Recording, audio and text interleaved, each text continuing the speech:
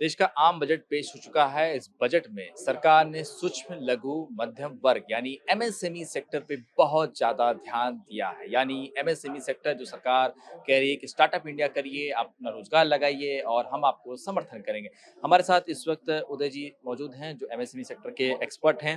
उदय जी, सबसे पहले तो ये बताइए कि एमएसएमई सेक्टर की बात सरकार हर बजट में करती है, लेकिन बहुत सालों में हम देख रहे हैं, 2 से 3 सालों में कंपनियां शुरू तो होती हैं, लेकिन जो उनका कैश फ्लो का सिस्टम होता है, उसके बाद कंपनियां लॉस में चली जाती हैं, कंपनी बंद हो जाती है। सरकार सिर्फ कंपनी लगाने की बात करती है, लेकिन चलाने की बात और या उसके बाद उनका क्या होगा, उसके ऊपर ध्यान नहीं दे रही है। बहुत इम्पोर्टेंट मुद्दा है ये आप जो बता रहे हैं, बट मुझे क्या लग रहा है इसमें पूरा इकोसिस्टम काम करता है। जब भी हम इकोसिस्टम की बात करते हैं तो मुझे लग रहा है कि जिस तरह से सेक्टर्स अभी तक स्पेसिफिकली आइडेंटिफाई किए गए हैं एमएसएमईज में, तो अभी हम एग्जीक्यूशन फेज में हैं एमएसएमई में, जहां पे भी अगर tourism, health care, bio pharma और साथ में आपने जैसे बताया कि कहाँ पे ये मिस आउट कर रहे हैं is the financial backing from the government. And I think ये बजट ने एक पहला स्टेप लिया है यहाँ पे।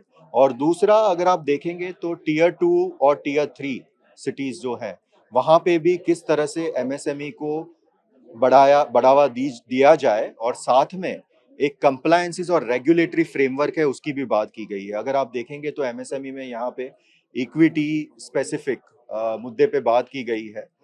मुझे लग रहा है that and certain areas are still grey areas, but I am sure with the help of the ecosystem हम डेफिनेटली इसमें आगे बढ़ेंगे, क्योंकि आपने जैसे बताया नंबर्स बढ़ रहे हैं, but at the same point of time उसके सामने जो बंद हो रहे हैं उद्योग और लघु उद्योग, वहां पे अगर कंप्लायंसेस और रेगुलेटरी फ्रेमवर्क रहेगा और एक बहुत अच्छा कॉरपोरेट मित्र और जिस तरह से बैंकिंग सेक्टर को इन्वॉल्व करके उसके बारे में भी बात की गई है, मुझे लग रहा है ये अच्छा कदम है। सरकार, लेकिन आपने जिस तरह से ज़िक्र किया कि अगर ये चीज़ें को सॉर्ट आउट किया, सरकार ने रेपो रेट कम कर दिया था कि आप स्टार्टअप करिए, लेकिन स्टार्टअप कंपनियाँ आ तो रही हैं, लेकिन सरकार के पास कोई ऐसा आपको लगता है विज़न नहीं है। वो सिर्फ फैक्ट्री लगाई है आप 45 डेज़ में, फिर कैश फ्लो हो जाता है और शटडाउन हो रही हैं। मार्केट जो है वो कह रहा है कि इस वक़्त सरकार हमें सपोर्ट नहीं करें, कई सारे इंडस्ट्रीज़ कह रहे हैं कि सरकार सिर्फ बातें करती है, सपोर्ट नहीं करे। ये ध्यान देने की आवश्यकता है। डेफिनेटली, बट मुझे लग रहा है ये सिर्फ सरकार का काम नहीं है। बहुत जरूरी है जब भी आप फाउंडर्स और एंटरप्रेन्योर्स की बात करते हो तो वो कौन से बिजनेस में है और किस हिसाब से काम कर रहे हैं। हमने वो भी देखा है, यूनिकॉर्न्स की अगर हम बात करें तो वो नंबर्स भी बढ़ रहे हैं, उस पर कोई बात नहीं कर रहा है। साथ में अगर आप देखें तो ग्लोबल इन्वेस्टमेंट और लोकल टू ग्लोबल की जो बात करते हैं, अगर हमारे एंटरप्रेन्योर्स फाउंडर्स अगर ना सिर्फ लोकल बट ग्लोबल पर्सपेक्टिव रख के, जो हम लोकल टू ग्लोबल बोलते हैं, उसमें भी अगर ध्यान दे और खुद अपने इसमें भी जैसे मैंने बताया इकोसिस्टम, और साथ में एक इंडिविजुअल लेवल पे भी काफी कुछ जरूरत है जहां पे private players has to come forward. There has to be more industry academia linkages. सिर्फ सरकार पे निर्भर रह के नहीं नहीं हो सकता। सर, इसके अलावा अब हम देख रहे हैं कि सरकार ने कुछ महीने पहले जीएसटी 2.0 लेकर आया था। तो आपको लगता है कि ये बजट से पहले ही सरकार जो है, ट्रम्प का टैरिफ चल रहा था 100%, और कई सेक्टर जैसे इस बार कपड़ा, टेक्सटाइल इंडस्ट्री पे बहुत सरकार ने ध्यान सही दिया, बात। जो भारत का पुराना बाजार है, बहुत लॉसेस में चल रहा है। तो आपको लगता है कि यही एमएसएमई की शुरुआत है कि भाई अब स्वदेशी अपनाओ, विदेशी भगाओ?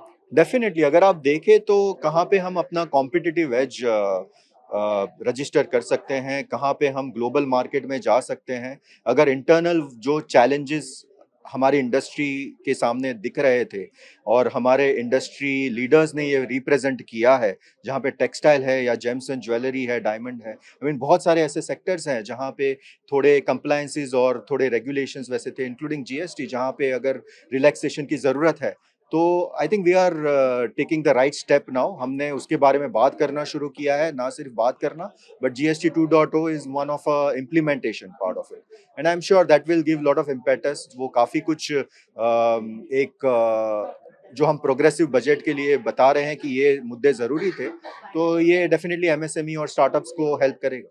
लेकिन इस बार सरकार ने एक और हमने देखा कि डेवलपमेंट इंफ्रास्ट्रक्चर पे बहुत दिए, जैसे कई सारे हाई स्पीड रेल कॉरिडोर पे ध्यान दिए, कई सारे सड़कें पे ध्यान दे रही है। तो आप सकता है कि सरकार अब यहाँ से फ्रॉम 2026 से सिर्फ विकसित भारत और देश की जीडीपी कैसे मजबूत, उस पर ध्यान देगी। डेफिनेटली, आई थिंक जैसे मैंने बताया इस पे बहुत सालों से काम चल रहा है। अभी इम्प्लीमेंटेशन का वक्त है, क्योंकि अगर आप देखें तो लास्ट 5 इयर्स बहुत प्लानिंग चल रही थी इस पे, पर किस तरह से जो फाइनेंशियल आपको बैकिंग है और फाइनेंशियल जो आपको सपोर्ट है किस तरह से एक्सटेंड करे, उसमें क्लैरिटी अगर लानी थी तो ये बजट में वो अभी फिलहाल दिख रही है। At the same point of time मुझे लग रहा है कि कहीं ना कहीं अगर हम ये इंफ्रास्ट्रक्चर की बात करें और कहीं ना कहीं अगर हम ग्रोथ की बात करें, तो सब साथ में जुड़ के किस हिसाब से एक फॉरेन डायरेक्ट इन्वेस्टमेंट और ग्लोबल प्लेयर्स जो बेस्ट बेंचमार्क है, और वहाँ पे एआई का भी मैं जिक्र करूँगा कि वो भी हमने ये बजट में इंक्लूड किया है, जो पहले के बजट में एआई की स्पेसिफिक बात नहीं हो रही थी, बिकॉज ये पॉलिसी और रेगुलेटरी इशू भी है। साथ में हम इंफ्रास्ट्रक्चर में हॉस्टल्स इंस्टीट्यूशन बिल्डिंग की बात कर रहे हैं। देखिए, भारत एक ऐसा देश है जहाँ पे north west east south, I mean you will get different flavours, और हर एक के अपने लिमिटेशंस है, हर एक के अपने स्ट्रेंथ्स है, तो किस तरह से लिवरेज करके करे, और state government and central government have to work in tandem, and I think this is something that I see कि किस हिसाब से स्पेसिफिक स्टेट्स और सिटीज को प्राधान्य देते हुए, सबको साथ में रखते हुए, जो हम सबका साथ सबका विकास की बात कर रहे हैं, वो डेफिनेटली पॉसिबल है अभी। चलिए, बहुत बहुत शुक्रिया। बिल्कुल बजट आ चुका है और तमाम जो एक्सपर्ट्स हैं, तमाम जो इंडस्ट्री से जुड़े हुए लोग हैं, वो यही बता रहे हैं कि सरकार अब यहाँ से विकसित भारत की तरफ ध्यान देते हुए नजर आ रही है। कैमरामैन सुभाषित दाम के साथ शुभम पांडे, टीवी 9 भारतवर्ष, मुंबई।